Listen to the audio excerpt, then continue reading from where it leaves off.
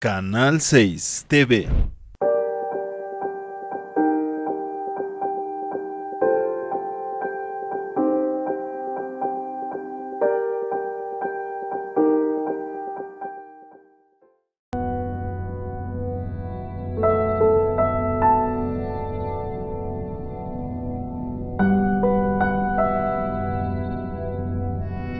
Muy buenas tardes, nos encontramos en otra emisión más de Perfiles del 6 y en esta ocasión estamos en la Cámara de Diputados. Vamos a charlar con la exgobernadora de Yucatán, expresidenta del Revolucionario Institucional y actual vicepresidenta de la Cámara de Diputados, la legisladora Dulce María Sauri Recho. Gracias por recibirnos, muy buenas tardes. Muy buenas tardes, mucho gusto. Bueno, pues iniciamos con esta temática porque en estos días en el Legislativo se va a discutir el Plan Nacional de Desarrollo. ¿Qué es el Plan Nacional de Desarrollo y lo que implica precisamente este proyecto del Ejecutivo Federal? Por primera vez, la Cámara de Diputados ejercerá la atribución que le fue conferida por la reforma político-electoral de 2014, que es aprobar el Plan Nacional de Desarrollo. Previamente, desde 1983, la Cámara de Diputados conocía y podía hacer observaciones, mas no aprobaba.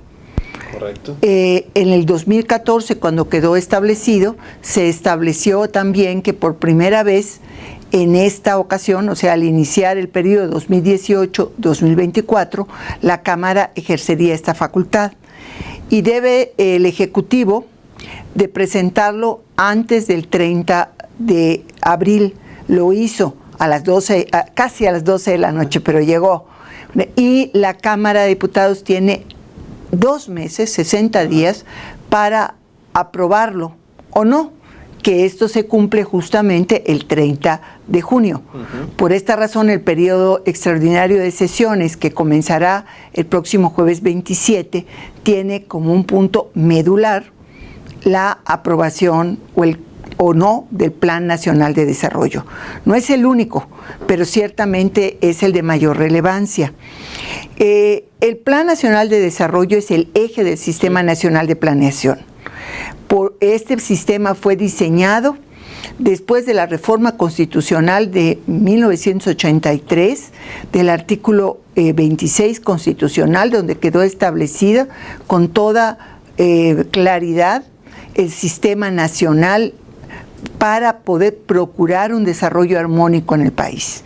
Entonces, el Plan Nacional es el eje de ese sistema. Por eso es tan importante que en él se precisen los objetivos, las estrategias y las metas del desarrollo nacional en su conjunto. No solamente desde el punto de vista económico, sino también cultural, social, tal como la definición de democracia nos señala en el artículo 3. El primer Plan Nacional de Desarrollo que conocemos es, sin lugar a dudas, el plan sexenal del general Lázaro Cárdenas cuando inició su gobierno. Sin embargo, es a partir de 1983, con estas reformas, donde podemos hablar de planes nacionales cada vez más precisos en cuanto a los objetivos, a las estrategias y sobre todo a metas e indicadores que permitan dar seguimiento y finalmente evaluar si las acciones y las políticas públicas están dando resultado en función de esos objetivos. Así podemos hablar pues de los planes de los sucesivos gobiernos, del PRI, de Acción Nacional y en esta ocasión por primera vez de un gobierno surgido del Movimiento de Regeneración Nacional. En este sentido, este plan para muchos analistas, conocedores del tema advierten pues que no es un plan en sí, sino son una carta de buenas intenciones, diputada.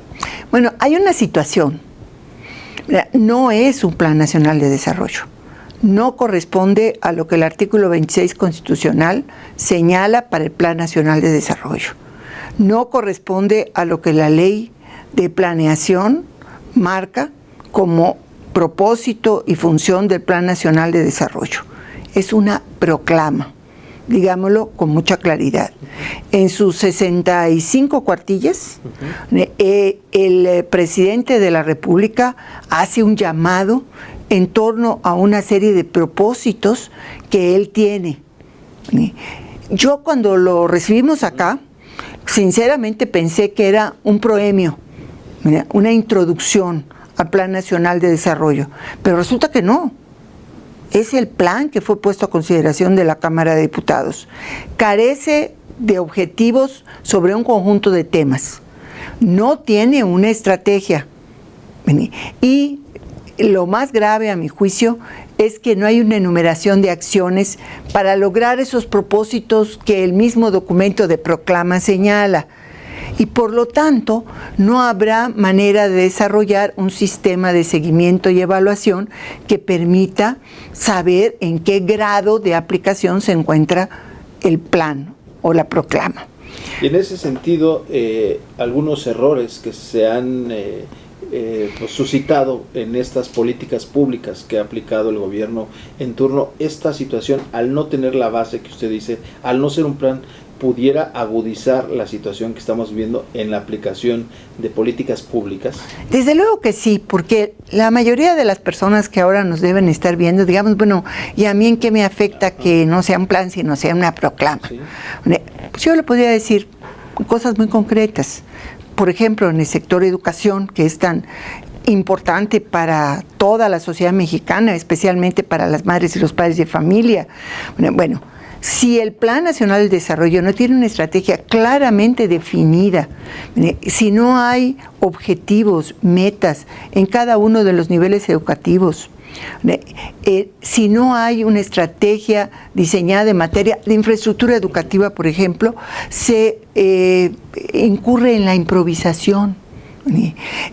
Pueden ser ocurrencias que en un momento dado suenen muy bien, ¿verdad? Y a la hora de su instrumentación simplemente no prosperen, cuesten mucho dinero y sobre todo lo único que no podemos recuperar, que es el tiempo, ¿verdad? Que en el caso de la formación de las y los estudiantes es vital. Como esto que, a propósito de lo que comenta, la reconstrucción de escuelas afectadas por el pasado del 2017, ahora el presidente pues dice que se le va a entregar el recurso con el tema de la corrupción tan cacareado, pues a los padres de familia para que ellos inviertan y reconstruyan las zonas afectadas. Hay una tendencia de este gobierno a considerar que las estructuras institucionales son ociosas y corruptas, y por lo tanto lo mejor es el trato directo entre el gobierno, léase, del presidente y la ciudadanía. Ese es un error garrafal en todos sentidos. O sea, las madres y los padres de familia, en este ejemplo específico, pueden estar llenos de buenas intenciones. Sin embargo, ellos carecen de los conocimientos técnicos que permitan hacer inversiones adecuadas, que permitan dar calidad en el caso de obras que de rescate de estructuras y de infraestructura educativa, y ojalá que no suceda, pero un sismo en condiciones precarias de la infraestructura se traduce en daños, pues no solo materiales, sino también a la vida de las personas, de las y los niños y jóvenes que acuden a las escuelas. Ese es solo un ejemplo de cómo afecta la vida cotidiana de las personas el carecer de un plan, el de no tener instrumentos para que quienes tienen bajo su responsabilidad el seguimiento y la evaluación de las políticas, en este caso educativas, lo puedan hacer con propiedad. Dicen, y a mi juicio dicen bien, que lo que no se puede medir no se puede corregir. Por lo tanto, para corregir necesitamos medir. Y este documento, esta proclama, carece en absoluto de ese sistema de indicadores. ¿Vamos bien, vamos mal? No sabemos. Y otro ejemplo muy claro de algo que me dio entre que llegó el documento el 30 de abril y que las cosas cambiaron en términos de estrategias gubernamentales. La política migratoria. Usted ve en la proclama que México es un país de puertas abiertas para que las personas que se dirigen hacia los Estados Unidos transiten por territorio nacional hasta llegar a la frontera. Eso dice la proclama. Pero, ¿cuál es la realidad de la política migratoria en este momento? Sabemos que hay desplazados, 6,000 elementos de la Guardia Nacional en la frontera sur, y entre elementos en distintos puntos, especialmente en el Istmo de Tehuantepec, para tratar de contener los flujos terrestres hacia la frontera norte, otros 9,000. Hablando de 15,000. Bueno, el plan dice una cosa y la realidad tan terca dice otra. Porque además la Guardia Nacional, su creación, el motivo para formarla era precisamente no el tema migratorio, el empezar a trabajar para revertir el problema de la inseguridad que aqueja al país. ¿Ese era el plan original? Totalmente cierto. Incluso leía que en algunos estados de la República, los más azotados por la inseguridad, elementos de la Guardia Nacional que todavía con sus distintas denominaciones de policía militar, policía naval o federal, estaban allá, los retiraron para mandarlos a la frontera sur. Los más felices ahorita pues deben ser todos estos elementos de las bandas del crimen organizado, ¿no? Sí, seguramente. Está muy involucrada la naciente organización. Por cierto, hasta el 30 de junio formalmente inicia operaciones la Guardia Nacional, pues tratando de evitar estos flujos migratorios que la misma política gubernamental generó. Las mismas personas, los mismos traficantes de personas que leyeron en El Mundo que México se abría la puerta para pasar por su territorio rumbo a la frontera con los Estados Unidos, bueno, pues ahora resulta que no, que la Guardia Nacional lo impide. ¿Le está haciendo el trabajo sucio el gobierno a Estados Unidos? Pues yo no sé si sucio o limpio. Lo que sé es que hubo una amenaza muy real a un problema que la misma política migratoria errática y contradictoria de la actual administración generó. ¿Los convenció a los legisladores el discurso y el análisis que da ante ustedes el titular de Relaciones Exteriores, Marcelo Ebrard? Bueno, el titular de Relaciones Exteriores logró comprar tiempo. Tienen 45 días. Están en curso los 45 días, deben terminar el 22 de julio, si no me equivoco, y los estadounidenses unilateralmente van a hacer una evaluación si consideran que los flujos migratorios hacia su frontera han disminuido en forma significativa. Porque además también sabemos que México está recibiendo personas que han solicitado asilo político en los Estados Unidos, asilo en los Estados Unidos, y que regresan al territorio mexicano mientras se procesan sus solicitudes, que pueden durar semanas, meses o años. ¿Había otra alternativa? Como usted sabe, la presión para la aprobación de un tratado de libre comercio es el elemento donde pues se advierte, se negoció estas acciones que ahora toma el gobierno mexicano para que avanzara esta negociación. ¿Había otra alternativa para el gobierno de México? Digamos una cosa, que la amenaza de imponer aranceles, inicialmente del 5%, que pudieran ir creciendo hasta 25%, esta va total y completamente en contra del Tratado de Libre Comercio o del TEMEC, que es el que está en proceso ahora de ratificación. ¿Por qué razón? Porque le quitan lo más importante que tienen estos tratados, que es la certidumbre para los agentes económicos. El presidente de los Estados Unidos unilateralmente, por un tema migratorio, decide establecer aranceles a las exportaciones mexicanas. Bueno, pero la pregunta es, ¿por qué nos pusimos en esa situación? La actuación, una vez dado el problema, fue correcta. O sea, el canciller mexicano compró tiempo y está el gobierno de México tratando de desarticular las razones o vamos a decir, los argumentos más importantes para los Estados Unidos. Para complacer, a final de cuentas. De alguna manera, para satisfacer una exigencia. Sí. Pero vuelvo a reiterar, ¿qué hubiese sucedido si la política migratoria de esta administración, si el discurso en materia migratoria, desde que resultó triunfador el presidente López Obrador el 1 de julio del año pasado, hubiera tenido componentes de prudencia. Pero se les hizo muy fácil. Se refiere al no convocar de manera abierta e invitar a los migrantes a venir a México, donde también pues prometió empleos, ¿no? Efectivamente, porque además hay otra cosa. La migración que cruza el territorio nacional no quiere quedarse en México. Sí, también. Quiere irse a los Estados Unidos. Entonces, acá, lo que podamos nosotros ofrecer no es suficiente para que ellos definan quedarse en México y no seguir su camino. Es distinto a otras migraciones. Justamente ahora, en este periodo extraordinario, vamos a conmemorar la llegada de la migración española a México, la de los republicanos españoles en 1939. Incluso se va a poner en letras de oro este aniversario de la migración. Eran personas, familias republicanas que por persecución política en su tierra, México acogió. Sí, sí, sí. O es una migración que ha sido, pues, yo diría que un tesoro para México.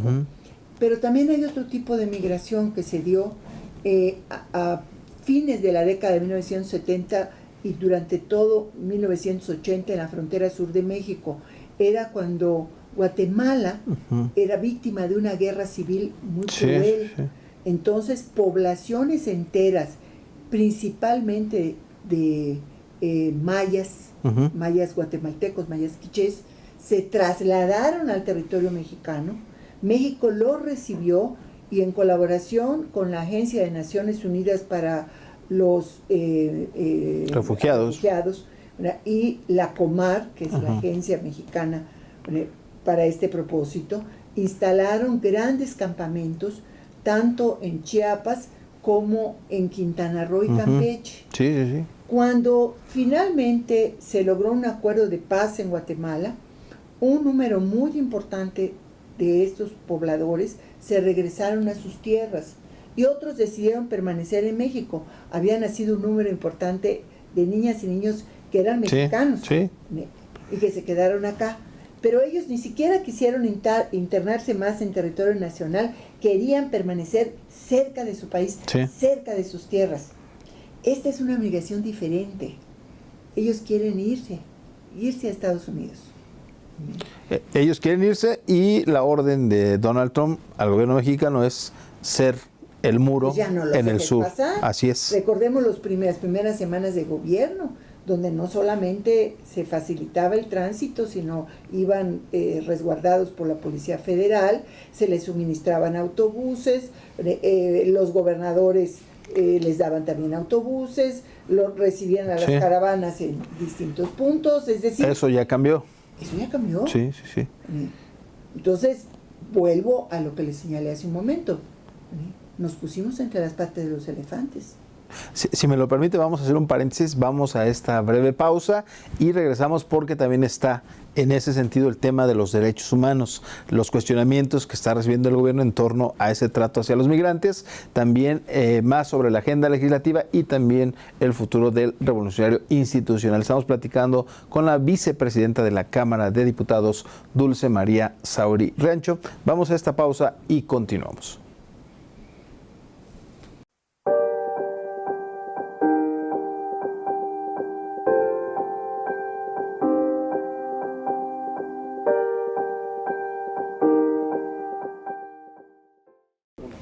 Ya regresamos a Perfiles del 6. En esta ocasión estamos platicando con la diputada Dulce María Sauri Rancho, que es la vicepresidenta de la Cámara de Diputados.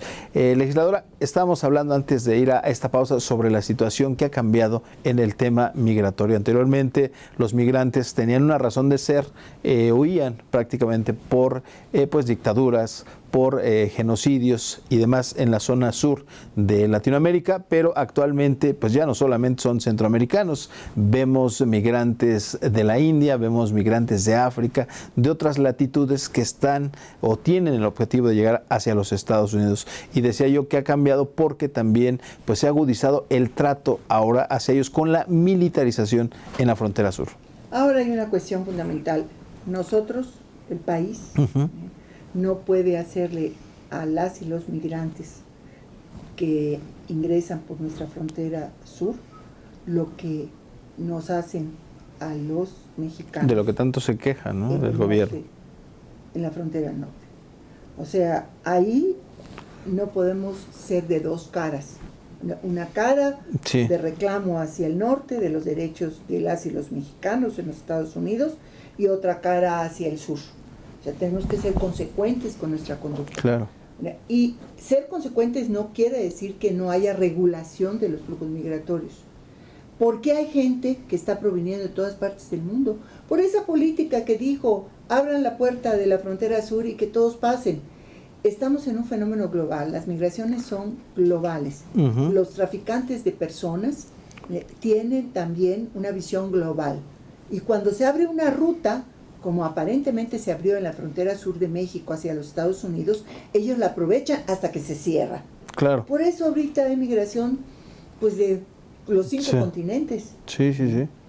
En ese sentido, ¿qué podemos esperar, dado que también pues está en campaña? Donald Trump es más exigente, su discurso que hemos visto siempre ha sido beligerante a través de las redes sociales y demás. Ahora incluso dice, bueno, México está haciendo más que sus contrincantes demócratas. Ya tenemos 15,000, decíamos 15,000 pues militares o integrantes de la Guardia Nacional, para ponerlo en contexto, pues ya están haciendo el trabajo que ni siquiera los demócratas pues han hecho. Esto recientemente lo acaba de mencionar. Sí, e inmediatamente después la respuesta de los demócratas ha sido que muy probablemente ellos no van a ir con la aprobación del TEMEC, lo cual va a colocar nuevamente a México en una situación sumamente delicada, porque estamos en un contexto político altamente volátil en los Sí. Estados Unidos.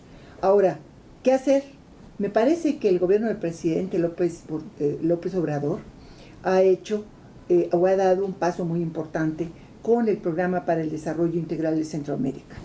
Es un programa que tiene el apoyo de Naciones Unidas Ujú. y que va a ir a tratar de hacer, sería la 4ª ocasión, pero a ver si no necesitamos una quinta para la vencida, para el desarrollo de los países del Triángulo Norte de Centroamérica, Guatemala, Honduras y El Salvador. Es cierto, no tiene unos efectos inmediatos, pero es lo único que puede darle sustentabilidad. Es decir, ¿por qué sale la gente de sus países? Porque no tiene oportunidades, Claro. porque hay violencia, porque simple y llanamente no puede permanecer. Y no son los más pobres los que se van, porque de acuerdo a los datos que han estado saliendo ahora, el costo simplemente de contratar un pollero, estamos hablando entre 3 y 10 mil Dólares. que la gente vende sus cosas, vende Sí. su casa, vende lo que sea para pagar, y finalmente los extorsionan, los detienen, los deportan, etcétera, etcétera. Entonces lo ideal es, quédate en tu país. ¿Por qué ha disminuido el flujo de mexicanos hacia los Estados Unidos sin que se haya cancelado? Ajá. Porque tuerto derecho, le guste o no le guste al actual gobierno, hubo oportunidades de empleo y de desarrollo en México. Por eso bajó la migración. Pero también esto no crea una confrontación ya con los connacionales, en el sentido de que pues otros externos vienen a ocupar esos lugares en un país carente de empleo. Bueno, yo diría que primero vamos viendo cómo se materializan las promesas.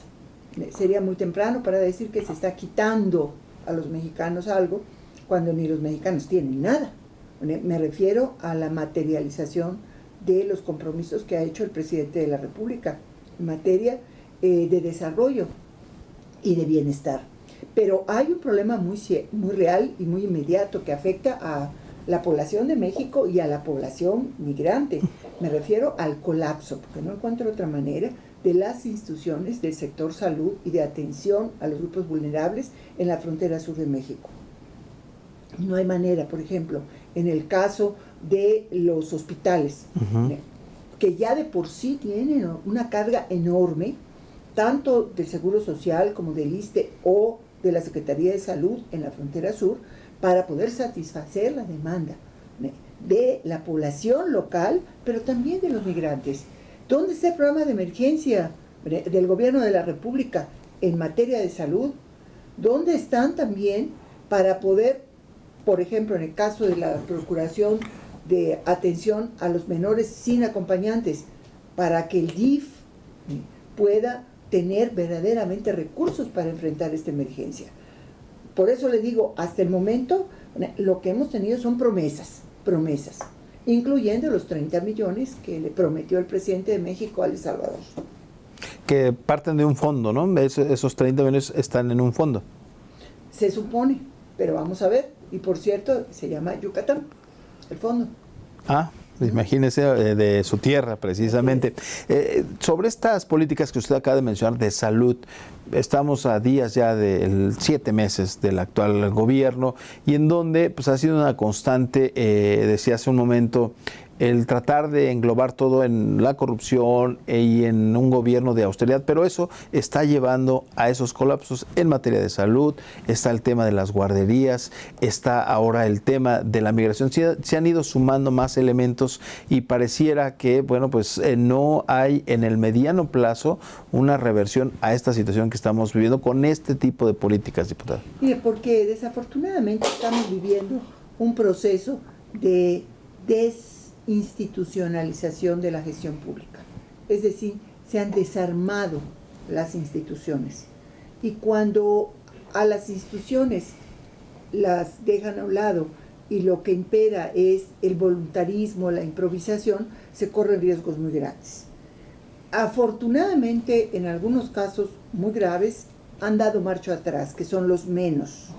Marcha atrás, por ejemplo, vamos a ver con qué resultado, en el tema de la licitación de los medicamentos, que inicialmente habían señalado que solo iba a ser licitada la adquisición, pero no la distribución. Que la han cancelado en 3 ocasiones, ¿no? Sí, ahora nuevamente la postergaron y se necesita garantizar que esos medicamentos que son comprados y ubicados en la Ciudad de México lleguen a todo el país, donde se ocupan, donde se necesitan.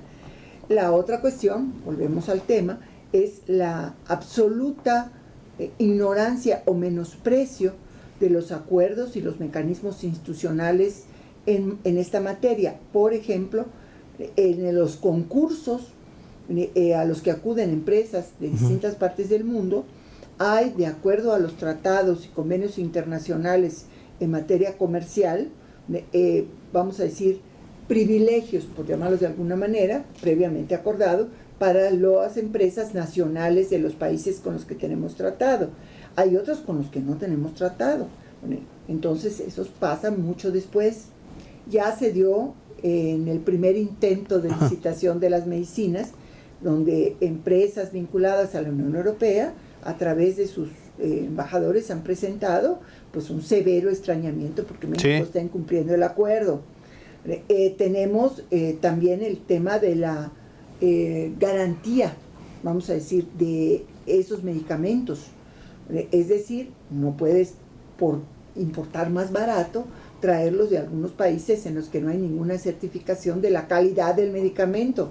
No vayamos a estar trayendo placebos, ¿verdad?, para darle a las personas que están necesitando medicinas.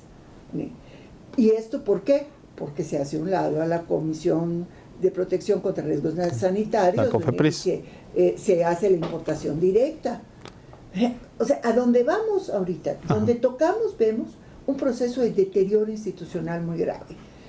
Le voy a dar otro ejemplo que tiene que ver con el extraordinario. Es el tema de la Ley de Confianza Ciudadana. Suena re bonito el nombre, porque eso sí, para bautizar, qué buenos son. Pero ve uno la Ley de Confianza Ciudadana, que básicamente es quitar todo tipo de inspecciones, porque la ciudadanía es buena y se autorregula. Ya tenemos una alerta gigantesca en materia de sanidad agroalimentaria. Sí. Si llegase a pasar la ley en sus términos, el sistema de vigilancia sanitaria e inocuidad en las importaciones y exportaciones de alimentos quedaría anulado.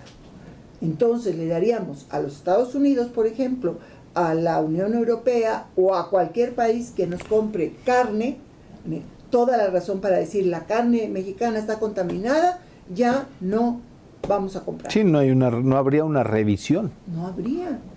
Lo aprobó el Senado, tenemos la minuta acá. La pregunta es, bueno, demonios, ¿cómo sucedió una cosa de este tipo? Simple y llanamente porque la mayoría le tiene menosprecio a las instituciones, porque son ociosas y corruptas. Ya que tocó la agenda legislativa, la expectativa en torno a la revocación del mandato. Ahorita está esa reforma en calidad de minuta en la Cámara de Senadores. Espero que los senadores logren lo que no pudimos hacer aquí. Como minoría, nos faltaron 3 votos. Ellos consiguieron, o sea, la mayoría de Morena, pero es una pésima reforma constitucional. Ricardo Monreal, incluso el coordinador de Morena en el Senado, coincidía, sí, les da la razón al legislativo en el sentido de que, bueno, pues no se puede hacer esa situación con miras a la elección próxima, a la elección intermedia. A ver, déjame decirle una cosa, no solamente eso. La revocación de mandato tiene que ser un derecho de la ciudadanía, no una atribución del presidente de la República de que, a ver, me quiero medir, ¿verdad? A ver si me refrendan, ¿verdad? Ni siquiera del Congreso, de los grupos parlamentarios o de los partidos políticos, sino de un sector de la ciudadanía que en un momento dado esté harto de cómo gobierna el presidente de la República o un gobernador de un estado y diga, quiero que se vaya antes de que concluya su gestión. Es por la negativa, es decir, solo un gobierno que está fracasando a ojos de un sector de la población debe ser puesto en la picota de la revocación de mandato. No es un refrendo como lo quiere presentar el presidente de la República. Ojalá que en el Senado corrijan, y corrijan en este sentido, que sea atribución de la ciudadanía, que no sea concurrente con elecciones. Es más, que no sea obligatorio revocar el mandato, porque si la gente está contenta en su mayoría como va la gestión, pues ¿para qué lo ponen a consideración? Ningún país democrático, por cierto, tiene revocación, Pues ahí queda en el análisis. Finalmente, y no me puedo ir sin preguntarle, como expresidenta del PRI, como militante de este partido, ¿qué es lo que viene para el tricolor, dado lo que acabamos de ver recientemente, esta pugna por la dirigencia que aún no concluye, está con miras a este proceso, pero qué viene para el Revolucionario Institucional? Bueno, hay ya establecida un calendario. El día 11 de agosto debe haber una votación, con un padrón, por cierto, sumamente cuestionado, que pone al PRI en una posición de alta vulnerabilidad, porque una tarea que teníamos para completar al 31 de enero del año próximo se está adelantando, un padrón de alrededor de 6.700.000 personas, pero aceptándolo y usándolo el 11 de agosto, nos coloca en una situación en que si 1, 10, 100 o 1000 dicen que no los pusieron indebidamente en el padrón del PRI, por cada uno de ellos va a ser 51,000 pesos de multa. Y eso para efectos prácticos significaría auténticamente sepultar al PRI en multas y no darle ninguna viabilidad. Yo pienso que antes que la dirigencia está el partido. La militancia. Y yo hasta el momento no he escuchado en voz de ninguna de las fórmulas que está aspirando, pues qué proyecto de país tienen. Es decir, cómo piensan asumir al PRI como un partido que no es oposición, sino que se quiere constituir en opción real de gobierno. Vamos a ver si ahora que empiece la campaña interna, pues dan las luces de a dónde quiere llevar al PRI. Pero para mí lo más importante en este caso es que el PRI tenga la manera de construirse como una alternativa real de gobierno ante los ojos de la ciudadanía. Los pleitos internos en nada ayudan, al contrario, solo refuerzan el menosprecio de un sector de la sociedad hacia lo que somos y significamos. Y hay un cuestionamiento hacia uno de los aspirantes en el sentido, bueno, pues que mostraría un partido dócil y afín al gobierno federal. Bueno, tendrá la oportunidad, la fórmula, de decirnos qué tanto coincide con el actual gobierno, con su visión, con sus proyectos, con sus programas, y qué tanto no coincide. Y sobre todo, qué tanto puede suministrar esa fórmula y todas las demás una propuesta propia. El PRI no puede quedarse viéndose el ombligo, que por cierto ya está chiquitito. Sí, sí, sí, sí. El PRI tiene que ver al conjunto de la sociedad. Tiene que usar esa experiencia histórica de ser un partido reformista que ha creado las grandes instituciones de este país para salir adelante. Y ser una real oposición también. Sí, y puede ser una real oposición cuando se asume como una opción real de gobierno. La enorme diferencia entre nosotros, PRI, en la oposición, y Morena, en la oposición, es que nosotros siempre hicimos, y espero que sigamos así, propuestas viables para el país, no demagógicas, no solamente para que suene bien en el oído de las y los electores, y una vez que se es gobierno, incumplirlas. Nosotros, para bien o para mal, tenemos chip gobiernista. Queremos gobernar nuevamente. Y desde luego, para ello, tenemos que purgarnos de nuestros errores, que fueron muchos y muy graves. Pues agradecerle, diputada, un gusto estar aquí en Sofina. Son muchos temas los que hay en la agenda legislativa, son parte de ellos los que queríamos platicar para nuestros televidentes y agradecerle el tiempo dispuesto para este canal. Pues muchas gracias también por la invitación. Con esto concluimos una emisión más de Perfiles del 6. Nos vemos la próxima semana.